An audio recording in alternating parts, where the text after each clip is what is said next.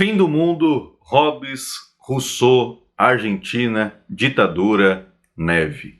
O que isso tem a ver? Hoje nós vamos falar um pouquinho sobre uma grande obra distópica argentina, aqui dos nossos hermanitos. Vamos falar sobre isso aqui, ó, O Eternauta. Maravilhosa, viu? Daqui a pouquinho depois da nossa vinheta.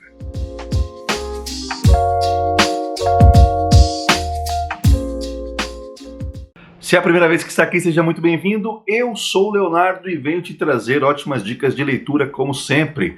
Mas antes de entrarmos aqui no nosso assunto, batermos esse papo, peço para que siga aqui nas redes sociais, faça a sua inscrição aqui no canal, curta esse vídeo, compartilhe com as pessoas que pode ser que interessa, tá?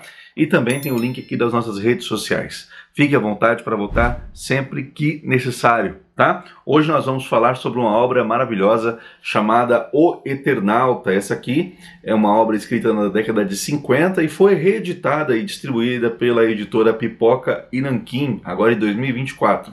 E eu tive o prazerzaço de ler e hoje a gente vai falar um pouquinho sobre isso daqui. Olha que legal, ela tem uma jaqueta, né, que a gente fala, que é para poder manter em pé na prateleira, porque ela tem um formato horizontal, assim como no original, né? Francisco Solano Lopes e Osterheld escreveram essas obras aqui, e olha esse capricho aqui da capa. Aqui tem um escafandro, né, que é essa máscara de proteção aqui, umas bolinhas de neve que a gente vai falar um pouquinho, e esse trabalho gráfico aqui da editora, maravilhoso. Isso aqui tá bom demais, viu, gente? E para que você saiba quais são as minhas intenções em trazer essa obra, saiba que agora, em abril, a Netflix vai lançar a adaptação desse quadrinho. E nós vamos ver o Eternauta nas telas, né? A história se passa na Argentina, é um filme, né? Uma série, na verdade, de produção argentina, que se passa também na Argentina. Então é muito bacana quando eles respeitam, né, a originalidade do autor. E uma obra que foi escrita lá em 1957, traz agora as várias nuances aí de fim de mundo. Então a gente vai ver isso não só graficamente, mas também nas telas, né? E o que muitas vezes surpreende é porque obras latino-americanas, né, obras daqui do Hemisfério Sul, são pouco valorizadas, né? A gente tende a achar que a boa produção intelectual ela vem de fora, ou ela vem dos Estados Unidos, ou vem da Europa, né? Isso, várias questões aí de berço cultural, né? Influência política, influência cultural, econômica. Então a gente acaba não conhecendo os nossos próprios tesouros, né? Aqui nessa história, a gente vai conhecer a vida de Juan Salvo. Ele vive lá na cidade de Buenos Aires, tranquilinho, jogando um truco. Olha, tem coisa que brasileiro mais conhece do que truco.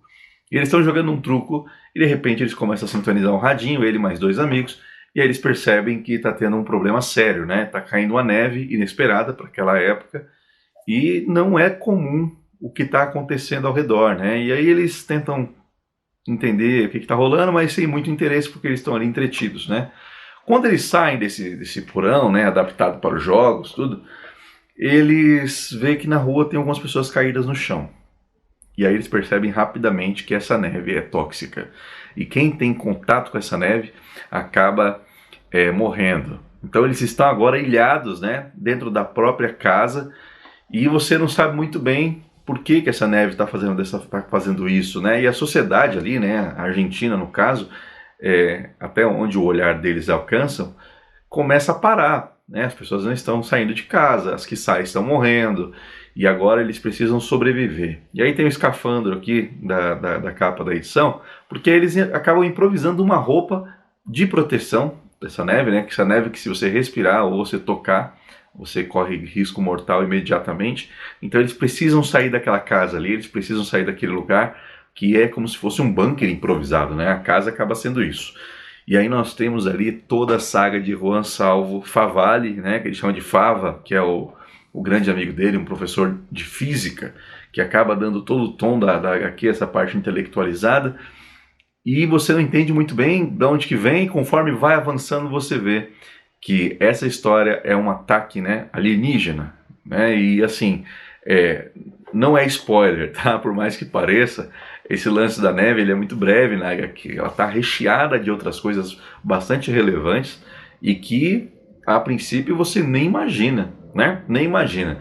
Mas eu vou contextualizar um pouco mais para vocês aqui na sessão com spoiler, para que você já vá para a série e para a leitura esperando, né, alguma coisa específica para não se frustrar, tá? Mas é uma distopia, né, um fim de mundo que acontece aqui nas terras argentinas, inclusive um dos momentos ali que eles acabam se juntando num lugar para poder tentar entender o que está acontecendo é no próprio estádio do River Plate, né?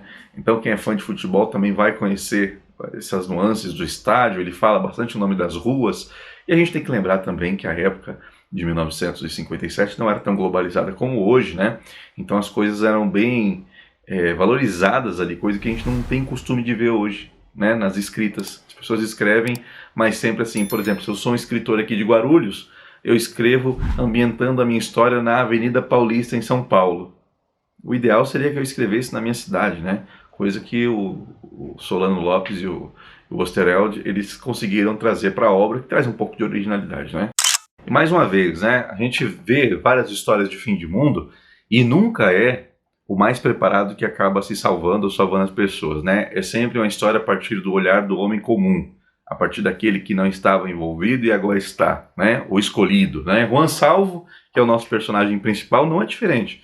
Ele é um cara simples, Favalli também é um cara simples, e ele, junto com mais outros personagens, vão conseguir desbravar esse novo mundo e tentar entender o que está acontecendo, resistir. E tem algumas obras que eles usam como base aqui, os autores, né? Por exemplo, A Guerra dos Mundos, do H.G. Wells, que é esse lance, né? Não é só o problema da invasão alienígena, né? É todo o pavor que isso causa, né? Todo o horror de imaginar essa situação onde a minha casa, que é a minha segurança, agora está sendo invadida. E aqui, no caso da obra do Eternauta, não é diferente. Ele também coloca na perspectiva de homens comuns pensando como vão sobreviver e como vão salvar suas famílias, né? Por isso que é interessante, que coloca um ponto de fragilidade. Mas, nesse caso dessa obra do Eternauta, tem algo que chama de, vamos poder chamar assim, de herói coletivo. Que o que interessa não é o cara que vai e resolve tudo sozinho. É o povo, junto, unido. Então cada um tem a sua qualidade, cada um pode agregar aquele problema, e eles conseguem assim, juntos, superar, né, as grandes dificuldades que vão aparecendo ao longo da edição. E olha que interessante, essa obra originalmente foi escrita de forma de folhetim, então ela era publicada semanalmente. O que aqui você repara, porque nessa edição ela não é separada por capítulos, então ela tem uma certa velocidade, ela não tem descanso. E aí tem horas que eu fiquei pensando, podia ter uma vírgula aqui, né? Mas não. O Juan Salvo e a equipe dele é o protagonista do início ao fim. A história não sai, né? A câmera não sai deles e acompanha essa velocidade desde o início até o fim, frenético, te deixa inquieto pela situação, em busca de uma resolução emergencial. Talvez seja esse comportamento, né? Esse sentimento que a guerra nos traz, né? Que não há descanso. Não há tempo para respirar, não há tempo para pensar, tem que ser feito, tem que trocar a roda do carro com o carro andando. E é isso que eu senti nessa obra. A falta de separação por capítulos e essa velocidade na narrativa, tanto nas conversas quanto na narrativa gráfica, que era de um outro tempo, né? A gente tem que pensar aí que faz 70 anos que foi escrita, ela mantém esse nervosismo na caneta, né? Então ela deixa a gente também entrar naquele universo de forma muito mais fácil. E a gente tem que pensar no contexto em que o Eternauta foi escrito. Uma Argentina que já tinha passado por uma ditadura, estava enfrentando uma outra ditadura, né? E esse Eternauta, né? Por que ele chama Eternauta? É como se ele fosse o astronauta, né? O viajante da eternidade. O astronauta é o viajante dos astros, né? O Eternauta é o viajante da eternidade. Então, bem no início da HQ, um homem aparece na casa de um escritor e começa a contar essa história que só vai acontecer daqui a 2, 3 anos.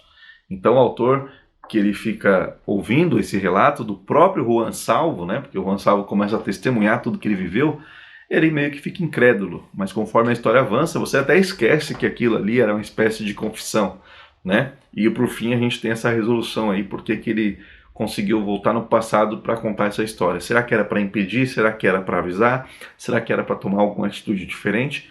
Aí vocês lendo ou assistindo a série, provavelmente vai ser o mesmo final, vocês vão entender melhor. Essa invasão alienígena, ela é hierarquizada.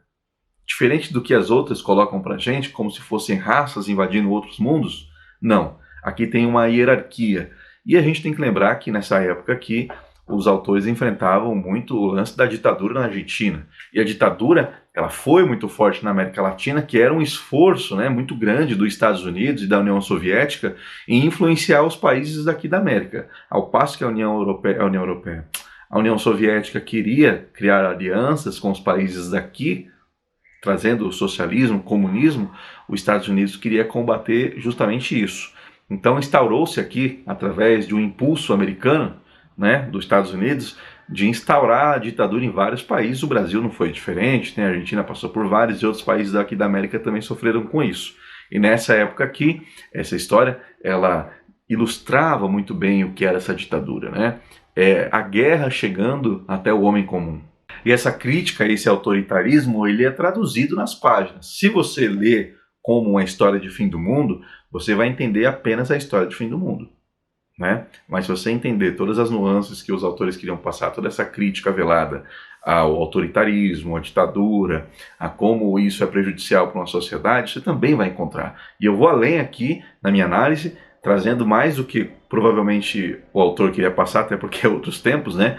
Mas ele faz paralelos em que a gente sabe como foi, porque a pandemia, né, o Covid-19, foi muito semelhante ao que eles colocam aqui no quadrinho. Tem horas ali que eles têm que ficar trancados dentro de casa, não pode sair na rua porque tem o risco de ser contaminado, né? E como é viver numa prisão dentro da própria casa, uma prisão domiciliar? E como é viver nesse bunker improvisado, né? Esse mundo pessimista em que a gente não vê uma luz no fim do túnel. Como superar as dificuldades do coletivo, sendo alguém muito simples, né? Sendo uma pessoa que só está tentando sobreviver. A obra, ela traz um pouquinho desse lance da filosofia, por exemplo, que eu vi no vídeo do Pipoca e Nanquim, quando eles foram fazer a propaganda dessa HQ, que ele falava um pouco de Rousseau e de Hobbes, né? Rousseau acreditava que o homem nascia bom e a sociedade o corrompia. Ou seja, se não tivesse essa influência, talvez a gente pudesse ser pessoas melhores. E o Hobbes achava o contrário, né? O ser humano nasce mal, né? O lobo do homem. O homem é o lobo do homem. E a sociedade vai criando subterfúgios para controlar essa maldade. Então, não necessariamente o homem deixa de ser mal. Ele apenas está sendo controlado por uma punição futura, né? Caso ele faça alguma coisa, ele vai ter que pagar. Então, a discussão da obra aqui também, porque muitas vezes a gente vê muito de Rousseau, né? Será que na dificuldade extrema, numa guerra, numa invasão alienígena, as pessoas não consigam se ajudar? Não consigam cuidar uma das outras, né? E aí a gente tem um pouquinho de Hobbes também, porque variadas vezes aqui o homem é o lobo do homem, né? O que estava tudo bem planejadinho, tudo bonitinho para ser resolvido, entra a ego na frente, entra o autoritarismo, entra a vontade de aparecer mais que o outro. Então, toda vez que a gente tem obras que colocam essa questão, a vida em primeiro lugar, cada pessoa se comporta de uma forma. Quem é bom vai se comportar de forma boa. Quem é ruim é uma brecha que ele tem para expor a sua maldade. E a gente tem esses embates filosóficos aqui porque a gente consegue enxergar claramente em cada grupo como eles pensam e se comportam. Agora o Osterheld, que é o cara que desenvolveu isso aqui junto com Solano Lopes, ele foi um ativista contra a ditadura por muito tempo, teve editora, publicava várias obras e teve um fim trágico. A gente viu recente aqui no Brasil o sucesso que foi o Ainda Estou Aqui, e a história do Osterheld também não foi fácil, porque ele também sofreu esse apagamento na ditadura, né? Ele era um cara que ele não só denunciava os abusos do autoritarismo, mas ele também criava obras que nos colocavam a pensar um pouco melhor sobre isso. E ele tinha 4 filhas, 2 dessas filhas estavam grávidas, né? E na época da ditadura, todos eles morreram, né? Alguns o corpo foi encontrado, 2 filhas foi encontrado, agora o corpo dele, o corpo do Osterheld e o corpo de 2 filhas nunca foram achados, né? Essa época desse apagamento, dessa queima de arquivo, que foi a ditadura militar. Então, quando as pessoas brigam e falam não houve ditadura, gente, o que não falta é registro de que houve ditadura. Pelo amor de Deus, não sejamos tão alienados, né?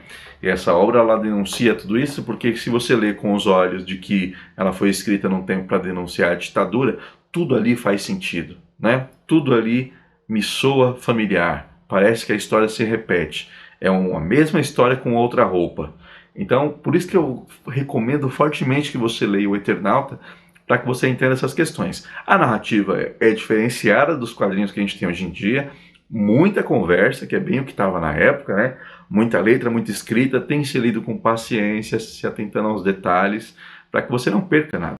Um tempo atrás eu tinha lido outra obra também que fazia essa crítica à ditadura, que é A Hora dos Ruminantes, e também fala dessa alegoria do povo preso, do povo controlado, e não só, também existia quem apoiasse esse tipo de comportamento na época. E aqui a gente tem sutilmente, né, quer dizer, não tão sutilmente, essa forma também de outros homens e mulheres que apoiam essa invasão alienígena, né? Esse controle das massas que foram feitos, essa lavagem cerebral, vamos colocar dessa forma. E aí você pensa que é só ficção, né? É só ficção. Mas no momento que eu estou gravando esse vídeo aqui, está correndo aí o julgamento das pessoas que, do 8 de janeiro, por exemplo, aqui no Brasil, que tentaram instaurar novamente uma ditadura, né? Que tentaram dar um golpe de Estado, clamando por uma ditadura, só que dessa vez por um candidato que era favorável a eles. Então você vê que o ser humano, por mais que tenha história para mostrar, por mais que tenha obras atemporais, está sempre nos mesmos erros, porque não pensa. Então se você gostou desse vídeo, deixa o seu like, comente aqui, já leu o Eternauta? Pretende ler o Eternauta? Leia o quanto antes, assista a série, volta aqui para comentar. Já conheci essa obra? Espero que esse vídeo não tenha ficado muito repetitivo, mas são informações relevantes. Eu não quis estragar a tua experiência, porque tem muita coisa bacana para você conhecer em O Eternauta. Te vejo no próximo vídeo. Valeu!